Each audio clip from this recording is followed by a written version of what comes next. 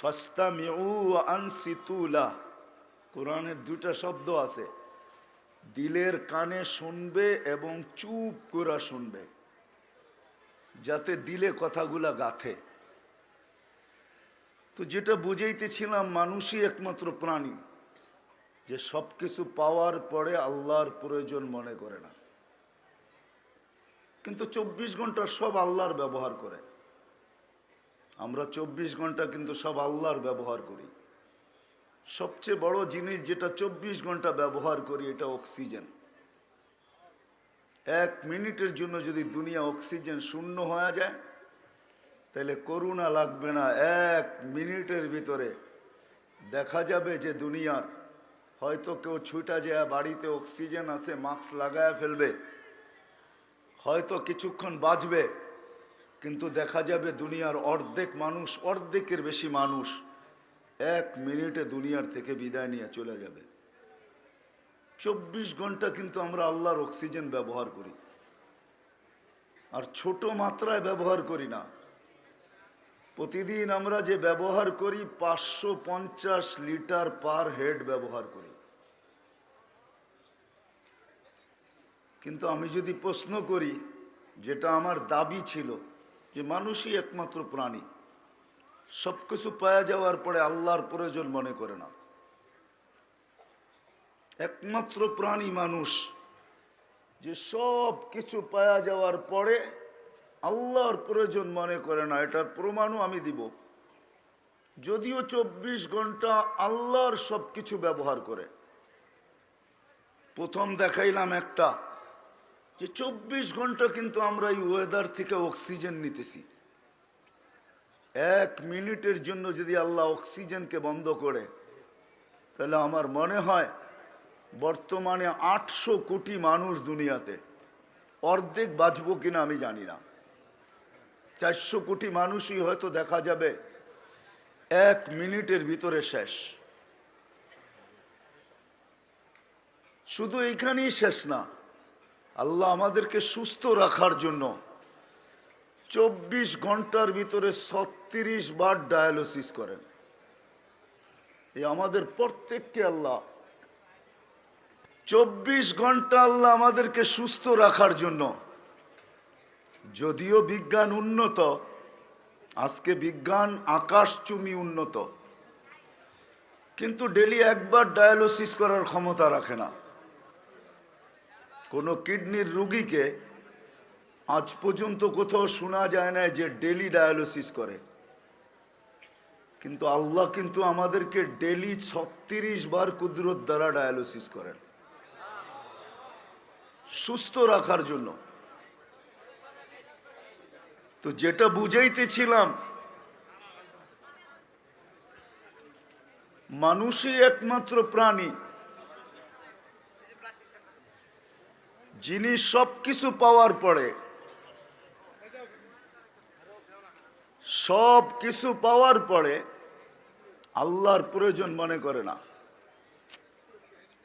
যদি প্রয়োজন মনে করত, তাহলে 5 বেলা আল্লাহ ডাকেন, আল্লাহর মতো সত্তা ডাকেন, তাইলে দেখা যেত আজান হইতে দেরি সব মসজিদের দিকে ছুটতে দেরি করতো না। 5 বেলা কিন্তু আল্লাহ ডাকেন।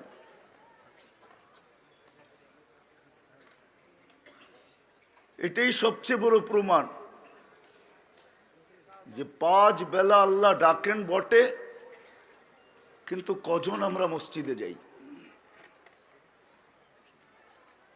যদিও আমরা ভাবি আল্লাহ নামাজের জন্য ডাকেন, আসলে আল্লাহ নামাজের জন্য শুধু ডাকেন না,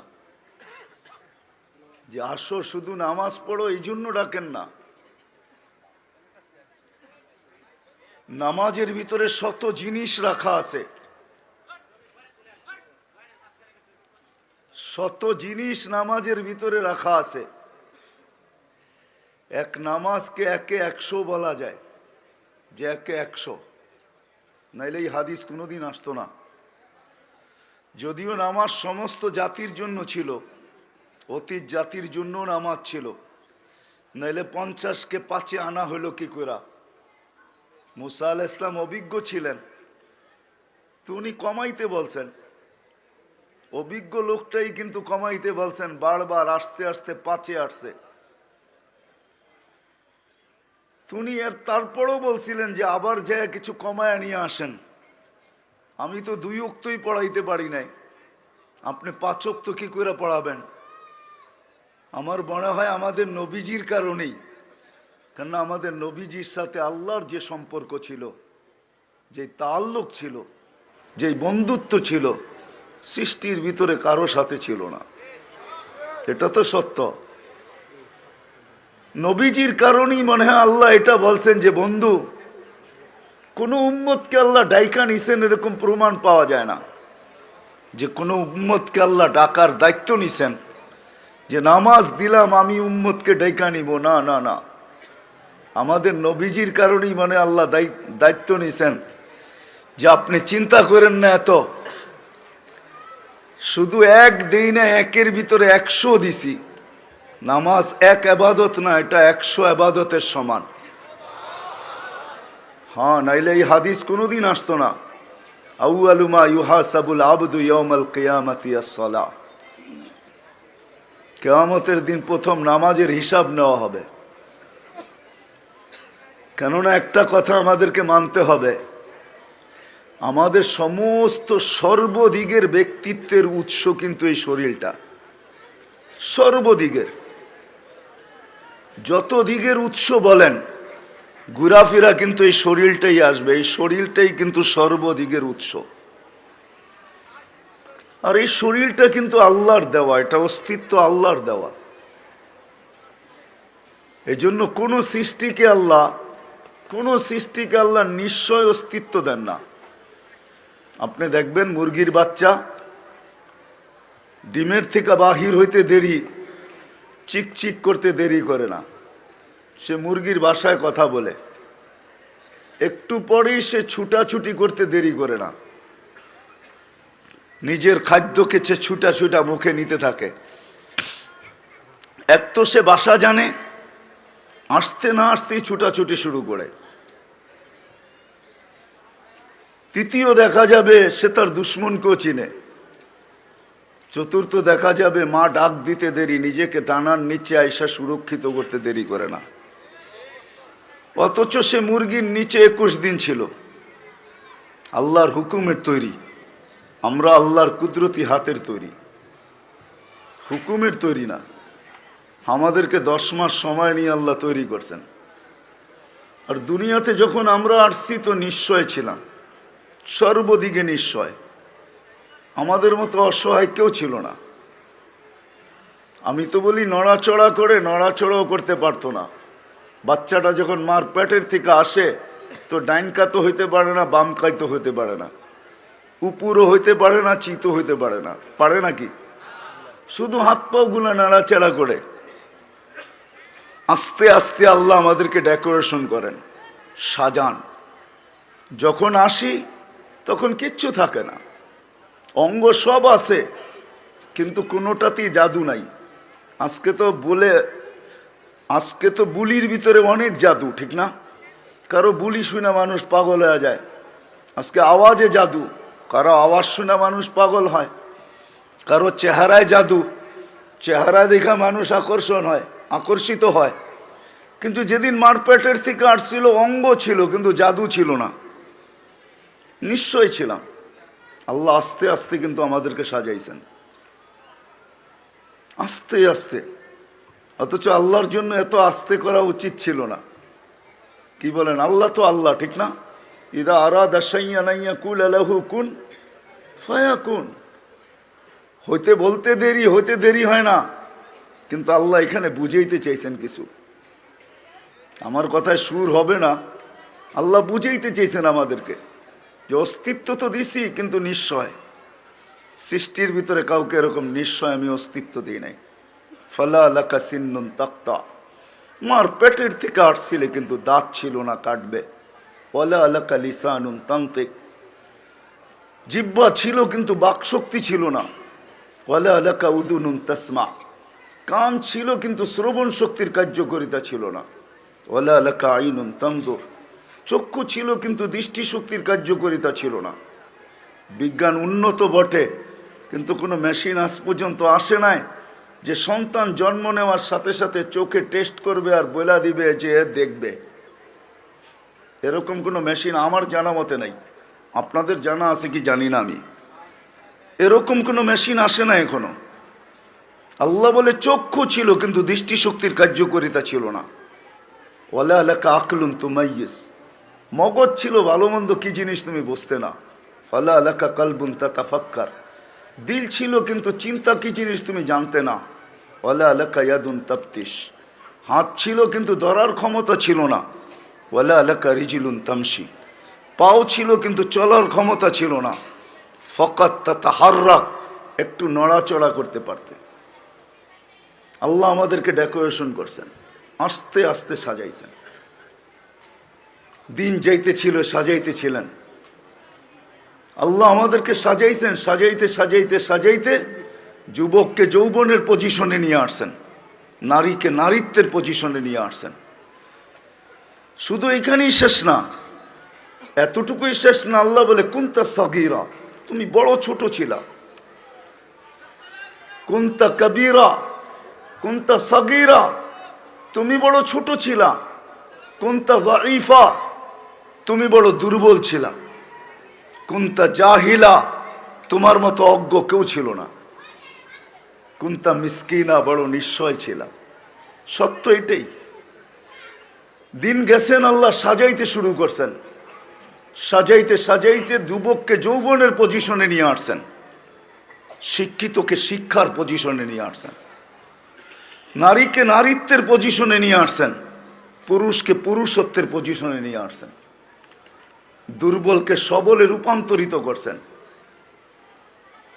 ছোট ছিল বড় করছেন, অশিক্ষিত ছিল শিক্ষায় আল্লাহ শিক্ষিত করছেন। নিশ্চয় ছিল আল্লাহ স্বয়ং সম্পূর্ণ করছেন। আমার কথার দিকে যাইতেছি, কিন্তু যখনই মানুষ সবকিছু পাওয়া গেল তখনই আল্লাহর প্রয়োজন আর মনে করলো না। আল্লাহর প্রয়োজন মনে করলো না। যদি মনে করত তাইলে প্রথমেই বলছিলাম, যদি মনে করত তাইলে 5 বেলা আজান দিতে দেরি, মসজিদে ছুটতে দেরি করতো না। কেননা সত্য এটাই, আমাদের যত দিকের পরিচয় আছে, যত দিকের দুনিয়াতে উৎস কিন্তু এই শরীরটা, যেটাকে 24 ঘন্টা আল্লাহ লালন পালন করেন। এই জন্য এক হাদিসে আছে, আযকুরু কাওয়ালাউ তানসানি, বড় পরিতাপের সাথে এটা বলতেছেন। হাদিসের শব্দ বোঝা যায়, যদিও আল্লাহর জন্য এই শব্দ শোভনীয় না, শব্দে বোঝা যায় যে বড় আফসোসের শব্দ। আযকুরু কাওয়ালাউ তানসানি, ও মানুষ 24 ঘন্টা তোকে আমি সুরক্ষিত করি আর তুই 24 ঘন্টা আমাকে ভুলা থাকিস। আস্তুরু কাওয়ালাউ তাখশানি, 24 ঘন্টা আমি তোর সাথে লুকোচুরি খেলি, গুনাহ করিস আমি কাউকে জানতে দিই না, আমি লুকাইতে থাকি, কিন্তু তুই কখনো ভুলে আমাকে ভয় করিস না। রহমতি ইলাইকা নাজেল, 24 ঘন্টা আল্লাহর রহমত আমাদের উপরে নাজেল হইতে থাকে। মাছ যেরকম অ্যাকোরিয়ামে থাইকো মাঝে মাঝে লাভ দেয়, ফুর্তিতে থাকে, সত্য খোদার কসম আমরাও 24 ঘন্টা আল্লাহর অ্যাকোরিয়ামের ভিতরে আছি, রহমতের অ্যাকোরিয়ামের ভিতরে। যদিও হাদিসের পরের অংশ হইল মা যালিকা মাসিয়াতুকা ইলাইয়া সাইদ, তুই 24 ঘন্টা আমার দিকে নাফরমানি থ্রো করতে থাকিস, পাঠাইতে থাকিস। আল্লাহ বলে আমি কিচ্ছু বলি না, শুধু তাকায় তাকায় দেখি, নাজিরুন কাইফা তা'মালুন, আমি শুধু দেখতে থাকি তুই করিস কি, আর অপেক্ষায় থাকি সীমা রেখায় পা কখন যাবে। বিদায় যেটা বলতেছিলাম, যে দুনিয়ার সমগ্র সৃষ্টি, সমস্ত আবিষ্কার যদি এই মানুষের হয়, এখান থেকেই কিন্তু আমার কথা শুরু ছিল। দুনিয়ার সমস্ত আবিষ্কার, তাক লাগানো আবিষ্কারগুলো যদি মানুষের হয়, আর ওটার যদি কোনো নীতিমালা থাকতে পারে, আর থাকাটাই স্বাভাবিক আর অবশ্যই আছে, তাইলে যে মানুষটাকে আল্লাহ অস্তিত্ব দিলেন, আল্লাহ অস্তিত্ব দিলেন, একটু ভাবার বিষয় কিন্তু আমি আপনাদেরকে ভাবাইতে চাবো, অল্প সময় 2-4-10 মিনিট আর বেশি না। বাবাইতে চাবো আপনাদেরকে, যেই মানুষটা দুনিয়ার এত মেশিন অস্তিত্ব দিল, টেকনোলজি অস্তিত্ব দিল, আর প্রত্যেকটা চালানের জন্য যদি নীতিমালা থাকতে পারে, তাহলে যেই মানুষটাকে আল্লাহ অস্তিত্ব দিল, মানুষ রচিত মেশিন যদি চালানের জন্য নীতিমালা থাকে, তাহলে আপনি আপনার বিবেককে প্রশ্ন করেন, বুদ্ধিকে প্রশ্ন করেন, পায়ে হাত রাখা বলতেছি আমি, আপনাদের বিবেককে প্রশ্ন করেন। কেননা এখানে থাকা যাবে না, যে আসছে তাকে চলে যেতে হবে, এটাই সত্য। গাজীপুরের ভিতরেই ভাওয়াল আছে, বাওয়ালের রাজা গাজীপুরেই ছিল, জমিন নিয়ে এখনো কেস চলতেছে, এটাও আমি জানি। বাওয়ালের জমিন নিয়ে এখনো কেস চলে না, কি বলেন? কিন্তু থাকলে কি হবে, রাজা তো নাই, সত্য এটি। এই জন্যই আলী রাদিয়াল্লাহু তাআলা বুঝাইছেন সিরু ফি দিয়ারিহিম, পুরান ঐতিহ্যগুলাকে রাখা এটা আমাদের দায়িত্ব ছিল। কেননা পুরান ঐতিহ্য আমাদেরকে অনেক কিছু শিখাইতো। আজকে যদিও পুরান হাজারো ঐতিহ্য আমাদের দেশে বিলুপ্ত হয়ে গেছে, নাম সহ বিলুপ্ত হয়ে গেছে, হাজারো জমিদারের নাম বিলুপ্ত হয়ে গেছে, কিন্তু থাকলে আমাদের জন্য শিক্ষণীয় ছিল। এই জন্য পুরান ঐতিহ্য এখনো রাখা হয়। আসলে যদি আমরা তাকাই তাহলে দেখা যায় 24 ঘন্টায় ইবাদতের জন্য খুব কম সময়, যেটা আমরা ইবাদত বলি, 24 ঘন্টা ইবাদতের জন্য 1 থেকে 1.5 ঘন্টা। যদি প্রশ্ন করি বাকিটা কি, বাকিটা হলো আদাবে জিন্দেগি।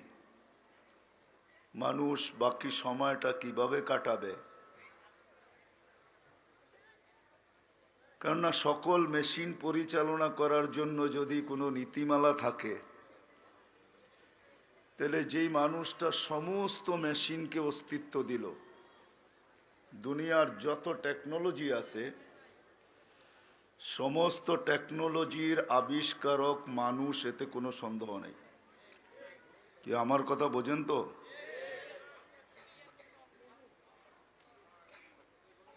দুনিয়ার সমস্ত মেশিনের আবিষ্কারক মানুষ, এতে কোনো সন্দেহ নেই। চাই সেটা কম্পিউটার হোক, চাই সেটা মুঠোফোন হোক, চাই সেটা যেটাই হোক, যেই মানুষটা সমস্ত মেশিনকে অস্তিত্ব দিল, আর প্রত্যেক মসজিদ মেশিনকে পরিচালনা করার জন্য যদি নীতিমালা থাকে, তাহলে মানুষের মতো বিবেকের কাছে একটা প্রশ্ন করা যেতে পারে, যে এই মানুষ নামের মেশিনটা চালানোর কি কোনো নীতিমালা নাই? যদি নীতিমালা থাকে, তাহলে কথা শুরু করার আগে দিনী কথা শোনার জন্য নীতিমালা আছে। দিনী কথা কিভাবে শুনবে? হ্যাঁ, দুনিয়ার কথা যেইভাবে খুশি ওইভাবে শোনা যায়, কিন্তু দিনী কথা যেইভাবে খুশি সেইভাবে শোনা যায় না। এটার জন্য একটা নীতিমালা আছে। কেননা এই মজমাটা ফেরেশতা বেষ্টিত, এটাই স্বাভাবিক, এটাই সত্য। রহমত দ্বারা ডাকা, যদিও আপনারা বলবেন সামিয়ানা দিয়া ডাকা, কিন্তু আমি বলবো এটা রহমত দিয়া ঢাকা। এখানে শান্তি নাজেল হবে, এটাই স্বাভাবিক, আর এটাই আল্লাহ রসুল আমাদেরকে শোনায় দিয়ে গেছেন। আর এইখানের মানুষগুলাকে নিয়ে আল্লাহ আলোচনা করবে, এটাও সত্য। পরিসমাপ্তিতে গুনাহ মাফ হবে, এটাও সত্য। এই জন্য আমরা যারা দাঁড়ায় আছি, সবার কাছে হাত জোর দরখাস্ত হবে যে আমরা যদি একটা পরিবেশ গড়তে পারি, পরিবেশও বড় জিনিস, কিন্তু ভিক্ষুক যদি ভিক্ষুক না হয় তাইলে কিছু কিছু নিতে পারে না। আর ভিক্ষুক যদি ভিক্ষুকের মতো হয়, তো কঠিন মানুষের থেকে 5 টাকা হইলেও খাওয়ায়া নেওয়া যায়। এই জন্য ভিক্ষুক ভিক্ষুক হইতে হয়। ভিক্ষুক যদি ভাবে আমি জোলানিয়া বাহির হইছি, কেউ দিলে দেখ, না দিলে না দেখ, এরকম মডার্ন হইলে হয়তো কেউ তাকে ভিক্ষা দিবে না। আমাদেরকেও আজকে একটা পরিবেশ বানাইতে হবে যাতে আল্লাহ বোঝেন যে আমরা কিছু পাওয়ার জন্য বসছি। আওয়াজ কম করলেও চলবে, এটাই আমাদের সবচেয়ে বড় দুর্দশা। মুসলমানের আওয়াজ হওয়া উচিত ছিল, সংখ্যা হওয়া উচিত ছিল মসজিদে। মুসলমান আজকে মসজিদে জোর দেখায় না সংখ্যার দিক দিয়া। হ্যাঁ, রোডে ঘাটে হাটে বাজারে খেতে খামারে অফিসে আদালতে মেল ফ্যাক্টরিতে কাগজে কলমে মুসলমানের সংখ্যা অনেক। অতীতে মনে হয় এরকম সংখ্যা ছিল না, কিন্তু যেখানে সংখ্যা দেখানোর দরকার ছিল আপনারা আওয়াজ করতে পারবেন ইনশাল্লাহ। আমার পরে যারা আসতেছে ওনাদের চেয়ে আমি বড় ক্ষুদ্র, ওনারা সব মহারথী, আমি রতিও না। বিদা আমার ব্যাপার যখন যত চুপ করে শুনবেন আশা করি তত বেশি দিলে গাঁথবে, এই জন্য আওয়াজ কম। তো যেটা বুঝাইতেছিলাম কথার শুরুর আগেই, যেটা বুঝাইতেছিলাম, আমাদেরকেও একটা পরিবেশ দেখাইতে হবে আল্লাহকে। কেননা মানুষই একমাত্র প্রাণী যে পাওয়ার পরে আল্লাহর মুখাপেক্ষী নিজেকে ভাবে না। নাইলে সব সৃষ্টি, চাই সেটা শূকর হোক, সেও 24 ঘন্টা নিজেকে আল্লাহর মুখাপেক্ষী ভাবে। মানুষই একমাত্র প্রাণী। জিন্নাতকে তো দেখি না, বা কোনোদিন তাদের ওয়াজে যাওয়াও হয় নাই। যেদিন যাওয়া হবে, যেদিন দেখব, ওদিন ওদেরকেও বোঝাবো মানুষই একমাত্র প্রাণী। সত্য এটাই, মানুষই একমাত্র প্রাণী। সব কিছু পাওয়ার পরে আর নিজেকে আল্লাহর মুখাপেক্ষী মনে করে না। আস্তে আস্তে আওয়াজ দিয়েন না, বললাম না আওয়াজ দেওয়ার সুযোগ আপনারা পাবেন। আমার পরে যারা আসবে সবার সাথে আওয়াজ দিতে পারবেন। কান খুইলা ধ্যান দিয়া যত বেশি শুনবেন তত বেশি লাভ হবে। কেননা আমরা আসছি এরকম না, আমাদের সাথে কিন্তু আরো 1-2 জন আসছে। প্রত্যেকের সাথে একটা মন আসছে, আরেকটা তো চিনেনি বড় হুজুর, উনিও কিন্তু আমাদের সাথে আসছে। উনি আমাদের সব কিছু জানে। আমরা আধুনিক হয়েছি বলে যে উনি অ্যানালগ রয়ে গেছে এরকম না, উনি আরো আধুনিক হয়েছে।